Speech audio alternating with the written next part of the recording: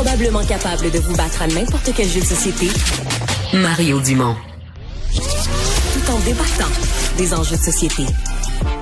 Bon, Alexandre, on n'en sort pas. On continue de suivre tout ce qui tourne autour de la survie du gouvernement de Justin Trudeau. Et j'ai l'impression qu'on va rejouer dans ce film-là quelques fois cet automne. Alors, la motion d'hier n'a pas été votée, n'a pas été acceptée à la Chambre des communes. Seuls les conservateurs ont voté pour. Tous les autres ont voté contre. Et les conservateurs vont retenter le coup aujourd'hui avec une deuxième motion de censure, un vote qui aurait lieu en début de semaine prochaine et date à retenir le 29 octobre. Ça a été l'ultimatum lancé par le Bloc québécois dans ses tentatives de négociation de faire des gains avec le gouvernement Trudeau sur la pension des aînés et sur la gestion de l'offre. À surveiller aujourd'hui, le président français Emmanuel Macron est de passage à Montréal. Il est arrivé à Ottawa hier soir, a soupé avec Justin Trudeau à Rideau Cottage. Et aujourd'hui, il rencontrera le premier ministre Legault à Montréal pour parler, entre autres, d'économie et de transition énergétique. Un mot pour vous dire que les débardeurs du port de Montréal ont rejeté en bloc la dernière offre globale. Ils sont 1500 débardeurs. Refus de la proposition à 99,6 %. Et ils ont adopté des moyens de pression à 97,8 %. Il y aura une rencontre de médiation avec l'employeur aujourd'hui. Ce que je comprends, c'est que la dernière convention collective, c'est sûr qu'on espère toujours un règlement négocié. La dernière convention collective a été imposée par un arbitre à la demande du gouvernement. L'arbitre qui a tranché la poire en deux au niveau du salarial puis tout ça. Donc, il n'a pas donné tout ce qu'il demandait, mais il leur a pas donné zéro non plus. Là, essayer d'être équitable et de donner ce qui était raisonnable. Mais l'arbitre n'a pas tranché toutes les questions d'heures de travail puis d'organisation du travail qui sont, semble-t-il, au cœur des insatisfactions des débardeurs. Donc, est-ce qu'il faudra régler ça un jour? C'est à voir. En même temps, j'ai l'impression que du côté de l'employeur, on dit, ben oui, mais des gens qui gagnent 125, 130, 140 000 par année, peut-être que leur travail, compte tenu de leur formation, de leur responsabilité, s'en vaut 80. Fait que le 40 de plus, c'est une espèce de compensation pour des horaires dégueulasses, être appelé à la dernière minute et tout ça.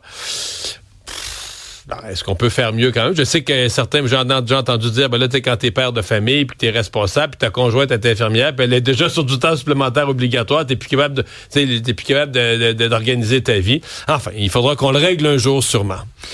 Scène internationale sur le plan économique. Mario, ça fait les manchettes. Une décision de l'Arabie Saoudite qui se dirige vers une hausse de sa production de barils de pétrole. C'est le Financial Times qui avance cette information-là. L'Arabie Saoudite, le plus grand exportateur de pétrole au monde, qui veut regagner des parts de marché. Et c'est parce que depuis 2 ans, là, c'est ça, là, il était le prix du baril. C'était pas la quantité, c'était le prix du baril. Ouais. Et là, on abandonne l'objectif d'un baril à 100 $.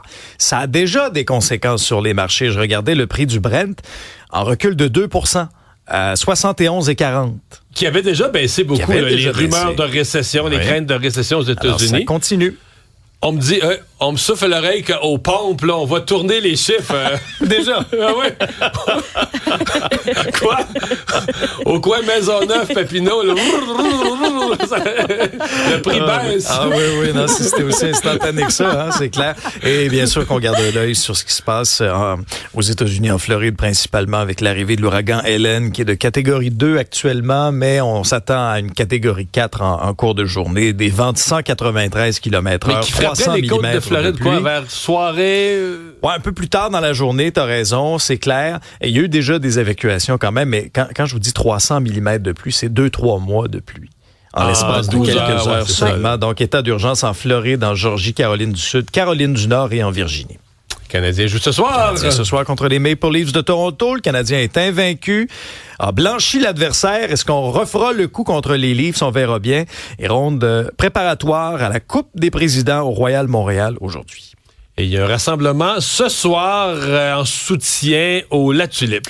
C'est un rassemblement pacifique. Là. C'est pas une organisation là, qui met ça de l'avant. C'est vraiment un groupe Facebook qui a été créé qui s'appelle le Beau Boucan en soutien à La Tulipe. C'est à 19h ce soir au 4530 Papineau. Et ce que l'invitation dit, c'est si vous voulez venir jammer ou exprimer votre opinion, vous avez un saxophone, vous avez une Mais c'est guitare, pas dans le La Tulipe. C'est pas dans le La Tulipe, c'est à l'extérieur. Ça va faire du bruit, ça? Ça va faire du bruit. Je capote, là. C'est un rassemblement spontané bruyant. Et là. Donc, ça va se passer ce soir. D'ailleurs, il y a un bel article qui a été fait là, par nos collègues. Donc, si vous connaissez, comment il s'appelle, M. Baudouin? J'en connais un qui va appeler la ville, moi. Ouais, mais là, si vous êtes ami avec lui, puis vous habitez à Boucherville ou à Laval, invitez-le à souper ce soir. Gardez-le loin de la rue Papineau parce qu'il va faire de l'urticaire. Oui, parce que notre collègue du Journal de Montréal, entre autres, qui a fait un dossier sur les salles qui ont fermé, entre autres, à cause du bruit au fil des ans. Là, on pense à Les Bobards, à l'Inspecteur Épingle, le Divan Orange, le Scaphandre, entre autres. Vous pouvez lire ça dans le Journal de Montréal. Et je sais qu'Isabelle Maréchal va y revenir aussi parce qu'il y a une autre salle là, qui menaçait de fermer à cause du bruit. Là, on va en parler un petit peu plus tard. Tu nous parles de l'émission de Sophie? Sophie Durocher, à 14h, reçoit Julien Lacroix parce que lui, il va être auprès de l'organisme Le Grand Chemin, fait partie des ambassadeurs, celui qui est sobre depuis 4 ans, puis il réalisait que son public était très jeune, moins de 25 ans, donc il voulait un peu sensibiliser, faire sa part avec le parcours dont on connaît. Donc, on pourra entendre ça avec Sophie Durocher à 14h. Merci Isabelle, merci Alexandre et merci surtout à vous d'avoir été des nôtres. On se donne rendez-vous demain 6h, c'est Isabelle qui s'en vient. Débat, opinion et analyse.